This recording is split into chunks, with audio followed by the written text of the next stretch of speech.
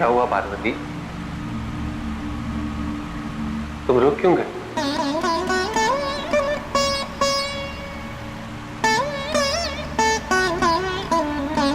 स्वामी, हम ये सोच रहे थे कि क्या हम वास्तव में इस वन की स्वामिनी हैं? ये संदेह क्यों? तो यदि इस वन स्वामिनी की इच्छा हो कि महादेव कुछ और देर चले, तो क्या वो इच्छा पूर्ण होगी? अवश्य। वन स्वामिनी की इच्छा को आज्ञा समझ के उसका पालन किया जाएगा।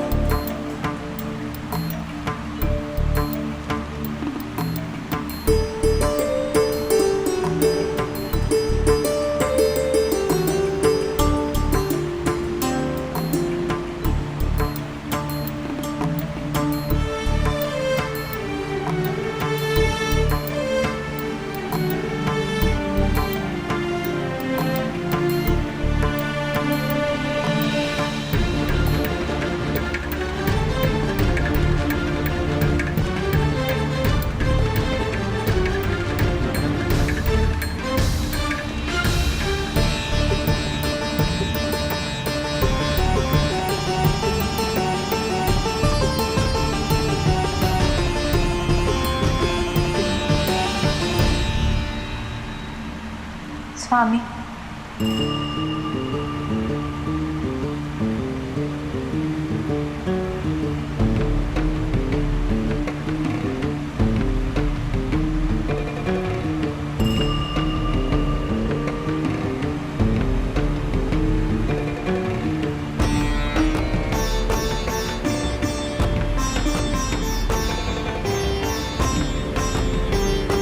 देखिए स्वामी,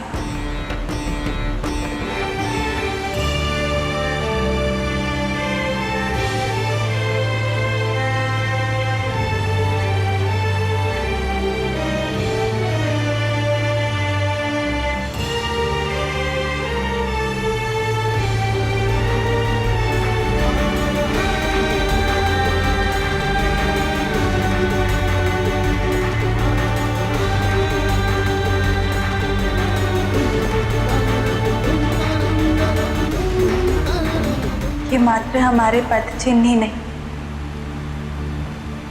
अपितु शिव शक्ति के सही यात्रा के प्रतीक हैं। वही यात्रा जिसने हमारे अर्धनारीश्वर रूप को जन्म दिया है।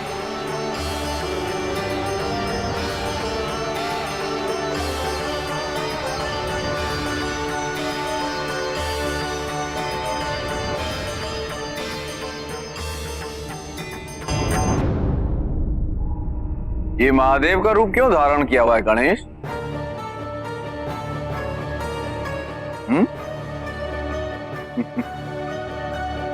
कहाँ है महादेव? जिस प्रश्न में उसका उत्तर नहीं तो वो प्रश्न पूछकर हमें क्यों करना? आज पिताजी उपलब्ध नहीं है। उनके अनुपस्थिति में कैलाश का कार्यभार मैं संभाल रहा हूँ। कहिए बात क्या है? किसी गंभीर विषय पे चर्चा करने आया हूँ। गण प्रेत की तरह बाल क्रीड़ा में सम्मिलित होने का समय नहीं है मेरे पास। महादेव को बुलाइए। गंभीर विषय? देवराज इंद्र के लिए गंभीर विषय अवश्य उनकी असुरक्षा से संबंधित होगा ना देवराज?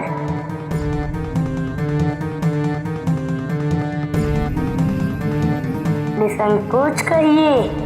मेरे सिंहासन पे संकट मंडरा रहा है और आपको हास्यप्रयास सूझ रहा है। आपके सुरक्षा का समाधान मैं कर सकता हूँ, किंतु आपके सिंहासन के लिए सबसे बड़ा संकट तो स्वयं आप ही हैं। इसे तो आप बार बार भूल करते हैं और सदैव दंड के पाप में बने रहते हैं। स्मरण तो है ना आपको?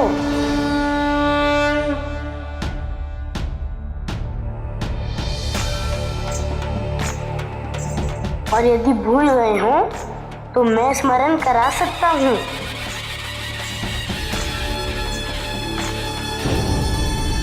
आप मुझसे और भैया से भी असुरक्षित हो गए थे देवराज। अपनी सुरक्षा के कारण आपने मुझे और भैया को बहुत हानि पहुंचाई है। आपने हमारे परिवार में कलह की परिस्थिति उत्पन्न करने का भी प्रयास किया देवराज, किंतु आपका भय प्रत्येक बार निराधार सिद्ध हुआ है। जाइए देवराज, यदि ज्ञान सभा में कुछ ज्ञान अर्जित हुआ हो तो शांत और निश्चिंत होकर स्वर्ग लौट जाइए।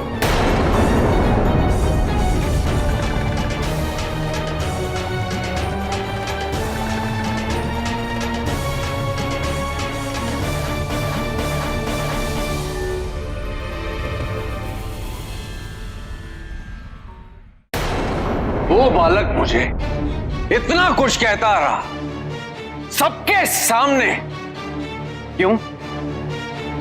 क्या मेरा कोई मान नहीं, मेरा कोई महत्व नहीं है? क्या उसे मेरे पद, मेरी प्रतिष्ठा का कोई बोध नहीं है? गणेश ने जो कुछ भी कहा उसमें आपके अपमान की कोई मंशा नहीं थी देवराज। आप व्यर्थ ही विचलित हो रहे हैं। ऐसा कहकर तो आप स्वयं मेरा अपमान कर रहे हैं आचार्य। यदि गणेश की मंशा मेरा अपमान करने की नहीं थी तो कैसे हुआ मेरा अपमान? सब ये सोचने लगे हैं कि इंद्र का कोई अस्तित्व ही नहीं है। कोई भी उठ खड़ा होता है मेरा सिंहासन हड़पने के लिए। क्यों? उन्हें ऐसा लगने लगा है इंद्र अशक्त है, दुर्बल है। अरे मैं कुछ कहता नहीं, कुछ करता नहीं, इसका अर्थ यह नहीं कि मैं कायर हूं। अब मुझे उन्हें सिद्ध करना होगा कि मैं देवराज हूं, देवराज इंद्र हूं मैं, देवताओं का राजा। अप्सराओं, जाओ त्रिशरा की तपस्या भंग कर दो, और यदि तुम अपने कार्य में असफल रही तो दंड के लिए तैयार रहना। जाओ।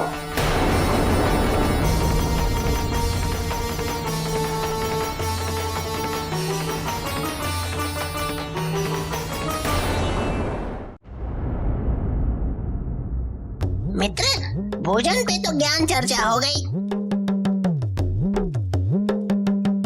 अब हमारे मन में एक और प्रश्न है। निसंकोच पूछो। महादेव भस्म क्यों लगाते हैं? त्रिशूल क्यों होता है उनके पास? व्यग्र छाल क्यों पहनते हैं? मृत्यु के पश्चात देह जलाने से सब कुछ नष्ट नहीं होता, भस्म रह जाती, और यही बनती है प्रतीक हमारी आत्मा, जो अनश्वर है, शाश्वत है। पिताजी भस्म इसलिए लगाते हैं क्योंकि भस्म आध्यात्म से जुड़ा है।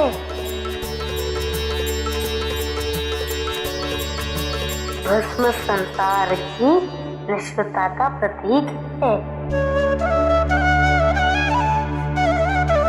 भस्म प्रतीक है कि संसार में सब कुछ नष्ट हो जाता है। किंतु आपकी भूख तो नश्वर नहीं है मित्र, वो तो सदैव जागृत रहती है। मेरी भूख को अपनी ओर संसारिक दृष्टि से मत देखो। इसमें बहुत बड़ा रहस्य छुपा है जो कि मैं तुम्हें किसी और दिन बताऊंगा।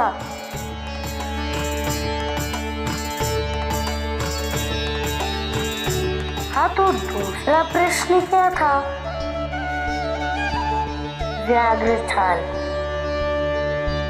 वो पिताजी के व्याघ्र पराक्रम का प्रतीक है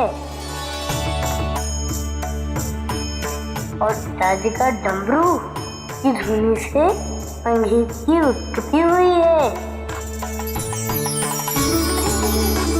संगीत के बिना इस संसार की कल्पना करना संभव है क्या? उसी प्रकार क्या डमरू के बिना संगीत की कल्पना करना संभव है? कदापि संभव नहीं है। नारायण नारायण।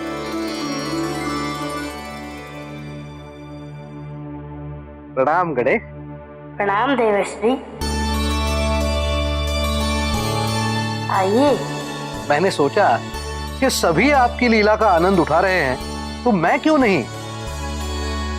और जब आपने संगीत और डमरू की बात कही है तो मैंने सोचा कि क्यों ना आपके संगीत और डमरू वादन का आनंद भी उठाया जाए।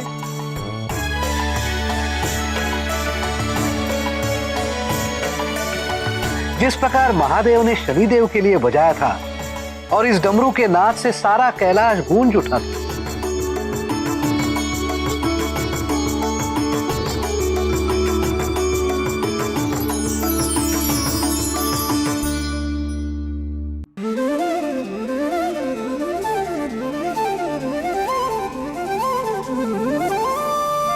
स्वामी, आपने हमारे लिए इतने सुंदर वन की रचना की।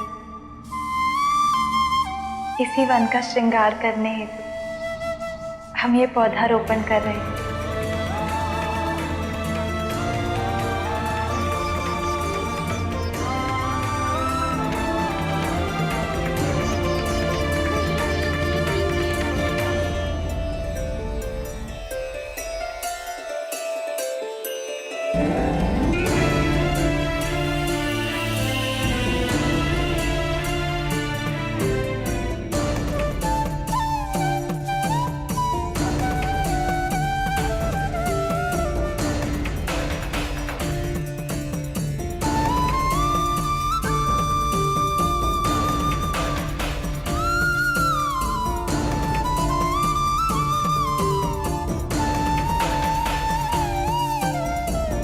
पार्वती, ये केवल पौधारोपण ही नहीं, अभी तो हमारे प्रेम का भी रोपण।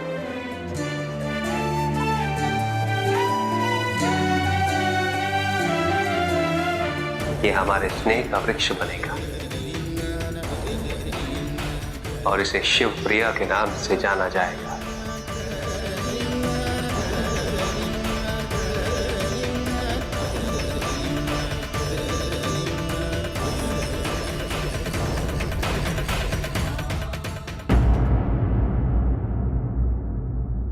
एक बार आपने मेरे लिए संगीत बजाया था ना,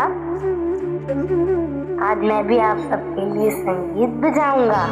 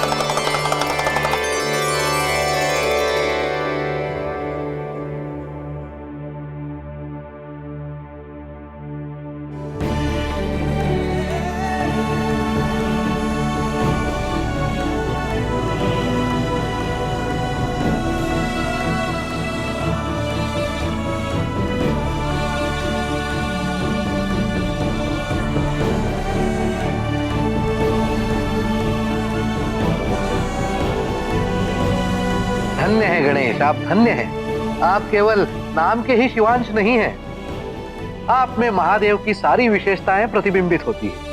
मैं जिनसे भी प्रेम करता हूँ उनके जैसा ही बन जाता हूँ,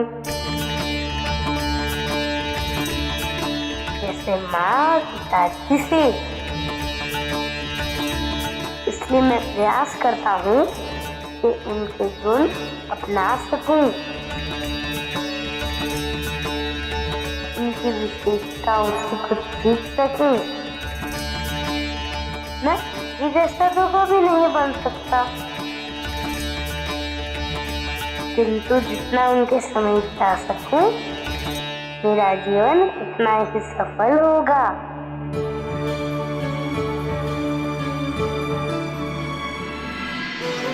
स्वामी, पिताजी ने हमें बताया था कि एक पुत्र 10 सरोवर के समान होता है, किंतु एक वृक्ष 10 पुत्रों के समान होता है। उन्होंने ही हमें वृक्षारोपण का महत्व समझाया।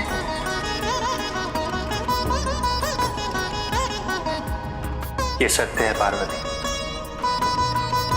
हम इस पृथ्वी से कितना कुछ लेते, किंतु इस पृथ्वी को कभी कुछ नहीं।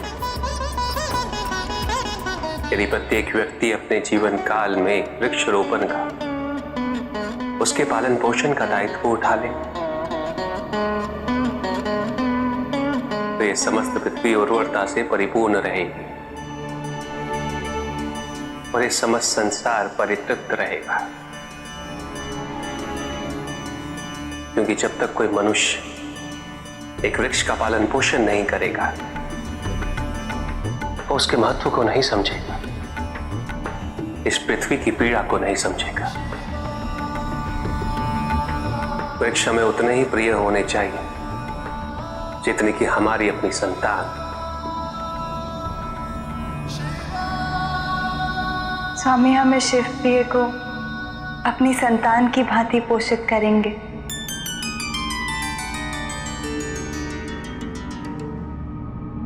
और सदैव इसे अपनी ममता से सिंचित करेंगे।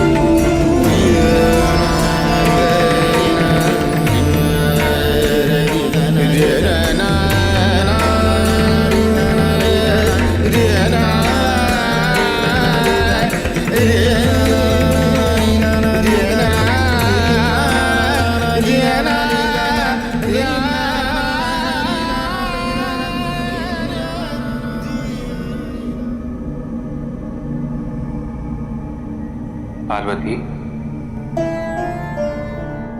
मुझे एक अधूरा कार्य पूरा करना है। क्या स्वामी?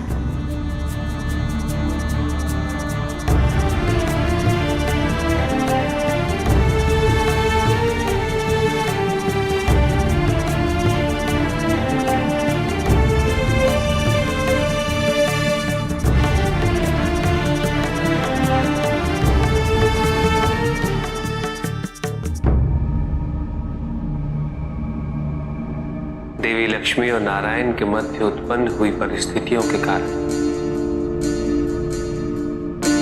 उस दिन एक राग अपनी पूर्णता तक नहीं पहुंच पाया था। उस राग के सुर कई वर्षों से हमारे इस पुनर्मिलन की प्रतीक्षा कर रहे हैं।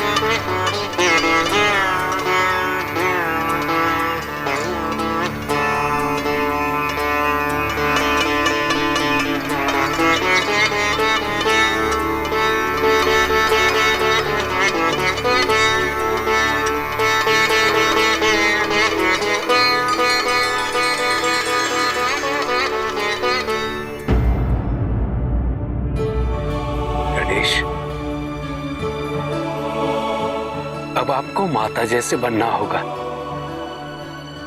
क्योंकि भोजन का समय हो गया है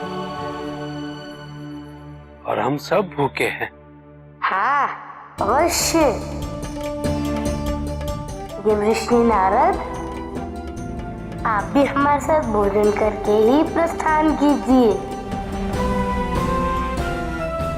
माता वाले मोदक बनाए हैं मैंने।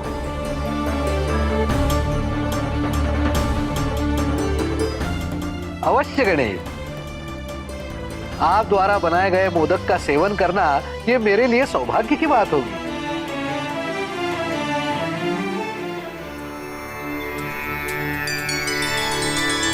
ताना दिम तना न तेरे न, ताना दिम तना न तेरे न, नारे दिम तना दिम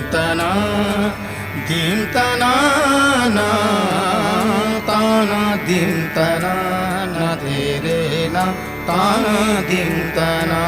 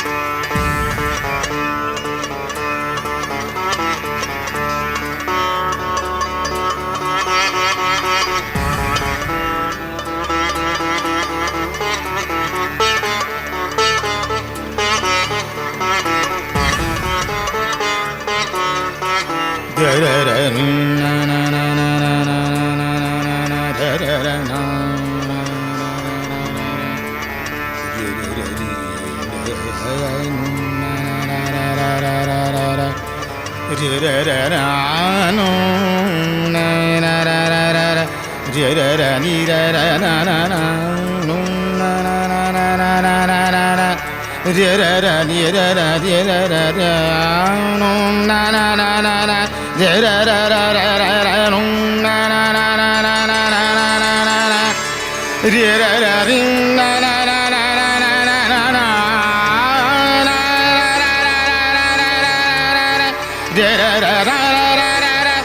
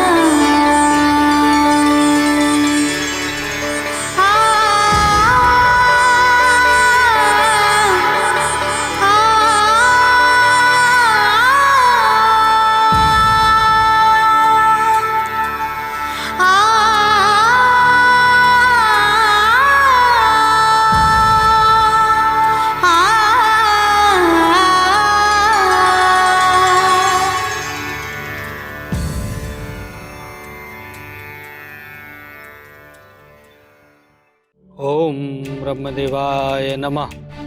ओम ब्रह्मदेवाय नमः। ओम ब्रह्मदेवाय नमः। ये अप्सराएं जो अच्छे से अच्छे तपस्वी का ध्यान एक क्षण में भंग कर सकती हैं, वो इतने महीनों में सफल नहीं हो पाई। निसंदेह त्रिशरा के इस तप का उद्देश्य किसी अत्यंत महत्वपूर्ण वरदान की प्राप्ति है।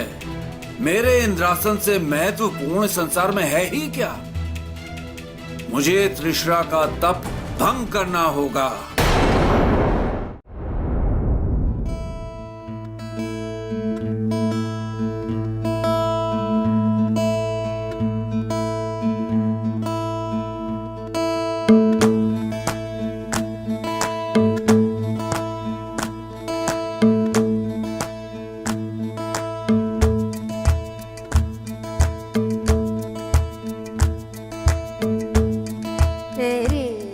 पार्वती,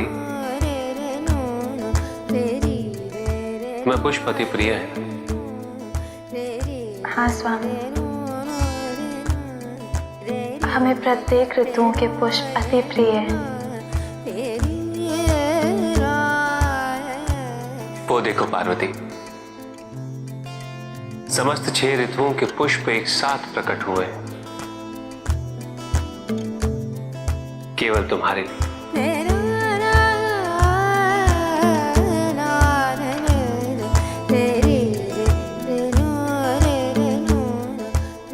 ग्रीष्म ऋतु में प्राप्त होने वाले चंपा के पुष्प, पारिजात जो वर्षा ऋतु में पाए जाते हैं, शरद ऋतु में खिलते हुए कुमुद के पुष्प,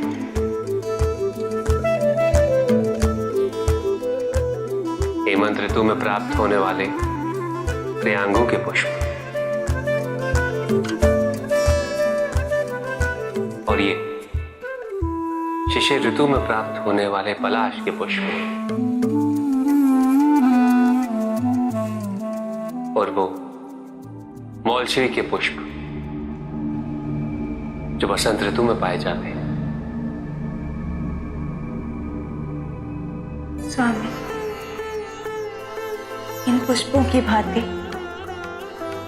आपका और हमारा संबंध भी विभिन्न ऋतुओं में विविध रूपों से खिला है। प्रत्येक रूप का अपना रंग है, अपनी सुगंध है। इन पुष्पों ने उन स्मृतियों को पुनर्जागृत कर दिया है।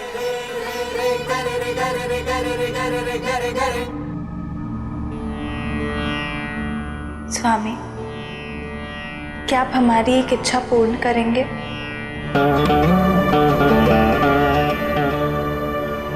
अवश्य पार्वती, तुम्हें मेरी अनुमति की आवश्यकता नहीं।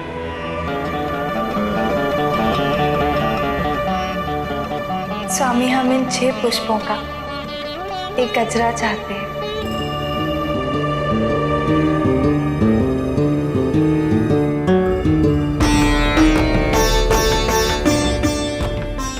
अवश्य। मैं अभी इन 6 पुष्पों से तुम्हारे लिए एक गजरा पिरो। नहीं स्वामी, इनसे नहीं। हम आपके श्रम से एकत्रित हुए पुष्पों का गजरा चाहते हैं, जिसके लिए आपको प्रत्येक ऋतु में वो पुष्प तोड़ना होगा।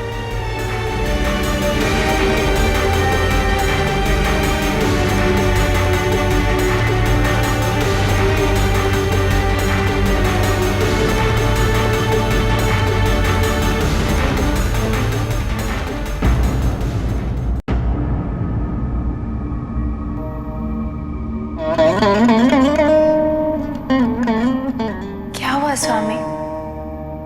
आप तो हमारी प्रत्येक इच्छा पूर्ण करते आए, फिर इस इच्छा ने आपको इतना गंभीर क्यों कर दिया? क्या आप हमें प्रसन्न करने हेतु इतना नहीं कर सकते?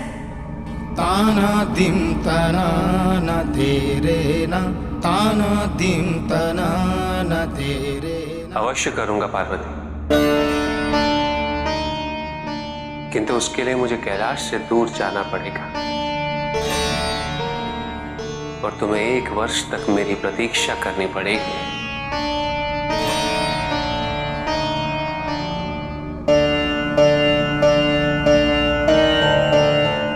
हम प्रतीक्षा करेंगे स्वामी। 1 वर्ष तक इसी वन में आपके लिए प्रतीक्षा करेंगे, किंतु स्मरण रहे स्वामी, यदि 1 वर्ष के पूरे होने तक आप हमारे लिए गजरा नहीं लाए, तो हम अपने हृदय से अपनी अतीत की समस्त स्मृतियां मिटा देंगे और फिर आपको उसी प्रकार परिश्रम करना होगा जिस प्रकार हमने किया आपको पाने के लिए।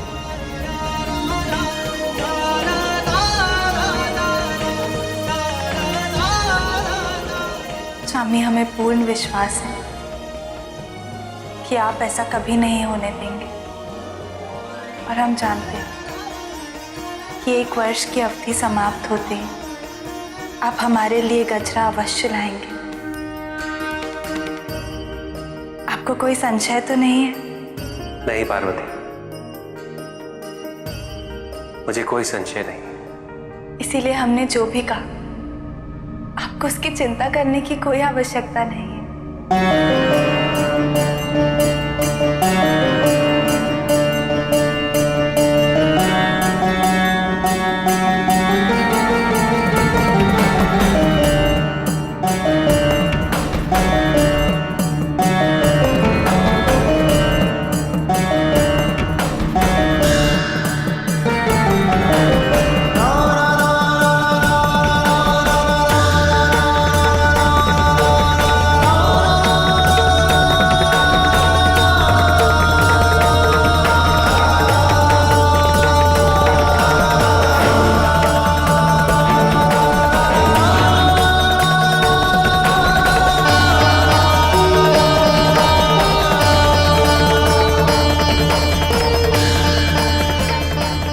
स्वामी,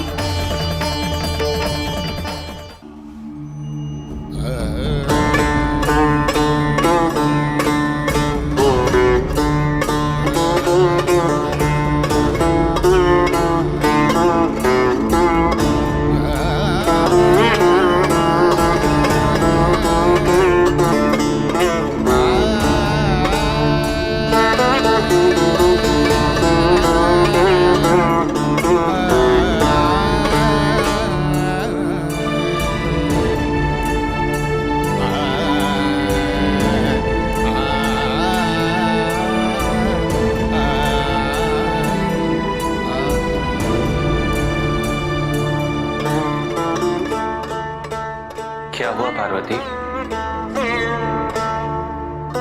ऐसे क्यों देख रही हो? स्वामी, ये 6 ऋतुओं का वियोग हमारे लिए कितना कठिन होगा ये हम ही जानते हैं। इसीलिए आपकी छवि को अपने मन में बसा रहे हैं, ताकि आपके दूर जाने की अनुभूति हमें ना हो।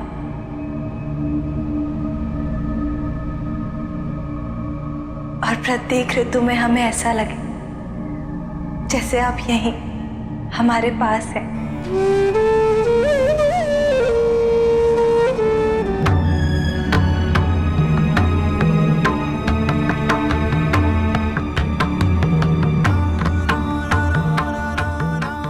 पवन, मेघ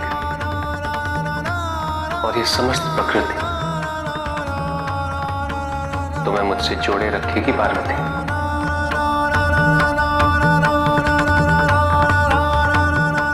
और जिस दिन ये शिव प्रिय पूर्ण रूप से विकसित हो जाएगा, खिल जाएगा, बस ये समझ लेना कि मैं पुनः तुम्हारे पास लौट रहा हूं, तुम्हारी इच्छा अनुसार 6 ऋतुओं के पुष्पों का गजरा लेकर। रेना रेना रेदाना रेना री री